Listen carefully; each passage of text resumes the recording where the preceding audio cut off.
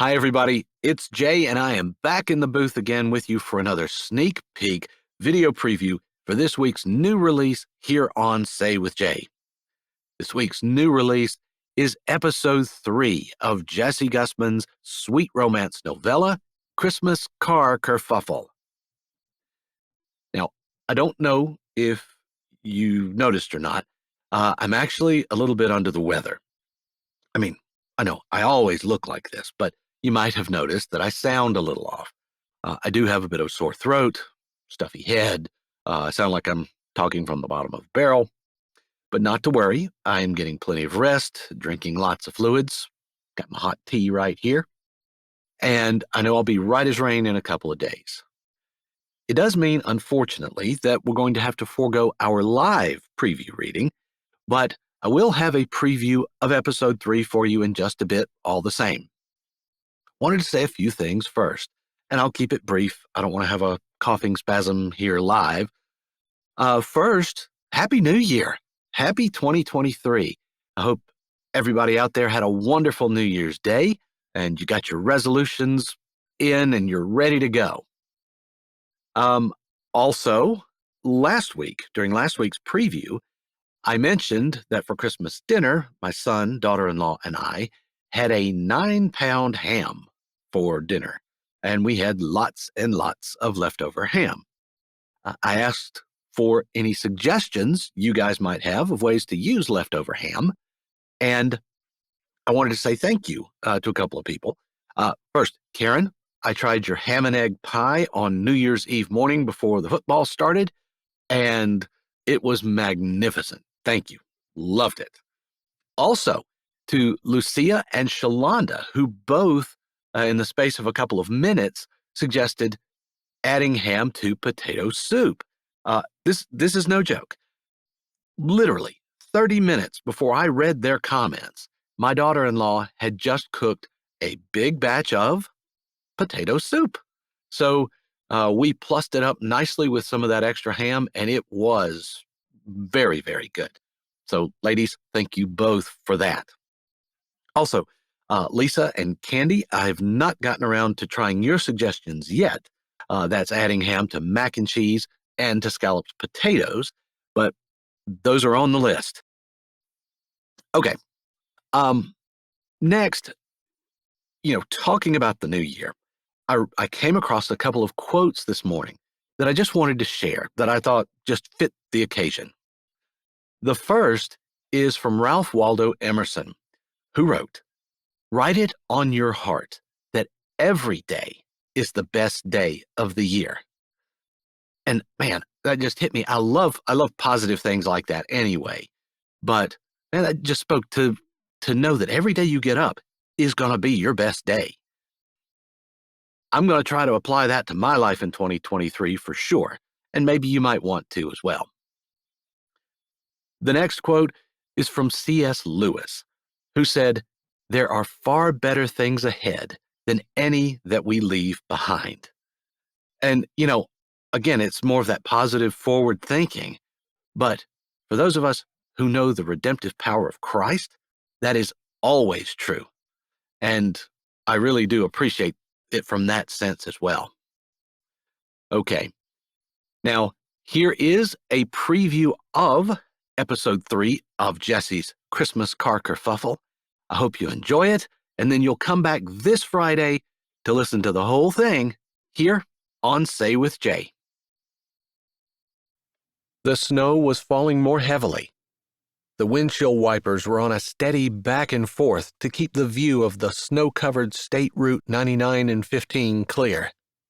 Still, Blythe's attention was so much more focused on the man beside her. He kissed her. Wow, an amazing kiss. Hot. She wouldn't have expected the heat from Zayden, who was about as steady of a man as there ever was. Ken was serious with a hot temper. Zayden always had an easy smile and a relaxed way of doing things. Even today, when the car mix-up had occurred, he'd not gotten flustered. Even when he thought the car was stolen, he'd stayed calm. It was a trait she admired deeply. She didn't touch her lips, although they still tingled, even now that it had been almost an hour since he'd kissed her. He hadn't said much of anything, seeming to act like the ball was in her court now, which she supposed it was. He'd said he'd wanted to kiss her. She'd said she was confused. It was up to her to correct the misinformation. She wasn't confused, not about Xaden and what she felt. She just wasn't sure how that would all look. To his parents, to hers, to everyone. Like she was replacing one brother with the other. The one she should have chosen to begin with. Ken had been smoother, more mature. A doctor, for goodness sake. And Xaden had been comfortable. A little immature to her, since she was a woman of the world and he was just a recent high school grad. She should have looked deeper. The snow lay in thick white lines on the road. He drove with confidence. Not too fast, but he didn't creep along either, passing the more cautious drivers in the right-hand lane. That would be her. The steep, mountainous drop-offs were numerous along the way, and she didn't trust the flimsy-looking guardrails to keep them clinging to the side of the mountains. But she did trust Xaden. He goofed and spun a donut in the back parking lot before pulling out of the restaurant, making Grandpap hoot with glee from the back seat, but he'd had a steady hand since. Currently, he had one hand on the wheel and one resting on the shifter between them. She studied it, the fingers long but blunt-ended, calloused on the sides, black grease stuck under the nails, which she knew from experience with Rand would only come out if she scrubbed with a stiff-bristled brush or cut it out. Either way was painful for a small boy. A man would probably find it equally unpleasant. Xaden hadn't had enough time to scrub his nails today, though. A thick wrist, bones and sinews moving under a dark tan, fanned out into a muscular forearm. He wore a t-shirt, having taken his long-sleeve tee off and stuffed it under his seat so he wouldn't be too hot with the heater on. She appreciated the consideration, since she was still in her winter jacket. Although her neck heated under her collar at the thought of his hands and how carefully they'd held her. How capable they were. They were about an hour away from the restaurant, and judging from the snores coming from the back, both Graham and Grandpap were taking their early evening pre-nap nap. What would he do if she settled her hand over his? She bit her lip and looked back out her window into the falling darkness. Pretty soon, and she wouldn't be able to tell how deep the ravines were. She pulled her hand out from under her purse and set it on her leg, eyeing his hand again on the shifter. He'd basically told her he'd had a crush on her for a long time. No, he'd told her he wanted to kiss her for a long time, which wasn't really the same thing. Was it? She didn't know.